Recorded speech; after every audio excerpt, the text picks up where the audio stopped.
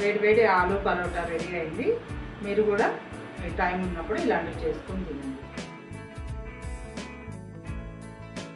Hi friends, ఈరోజు మనము ఆటాతో చేసిన ఆలు పరోటాని చూపిస్తాను. దానికోసం మనకి ఉడకబెట్టిన ఆలు కావాలి. ఆలు తర్వాత మనం కొంచెంసేపు తయారు చేసి నానబెట్టిన ఆట అవసరం. తర్వాత నేను ముందుగానే ఈ ఆలుతో కొంచెం చేసి పెట్టేసుకున్నాను. ఇది స్టఫింగ్. ఇది ఆటోమేటిక్గా మనం దీంట్లో స్టఫ్ చేద్దాం.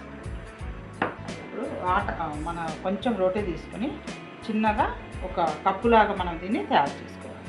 చిన్న కప్పులాగా తయారు చేసుకొని తగినంత మనం ఎంత పరోటా చేసుకోవాలనుకుంటామో అంత మనకు కావాల్సిన స్టఫింగ్లో పెట్టేస్తాం.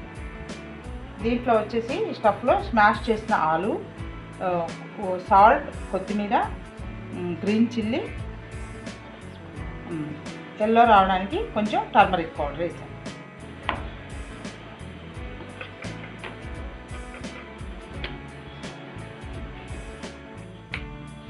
స్టవ్ బాగా వేడి అయ్యాక స్టవ్ మీద మనం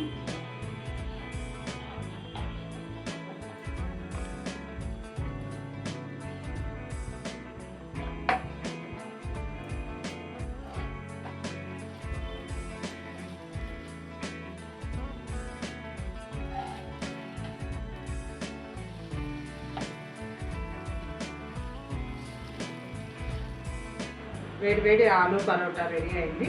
మీరు కూడా మీ టైం ఉన్నప్పుడు ఇలాంటివి చేసుకొని తినండి. Thank you very much for watching. Please subscribe and share and comment. Thank you.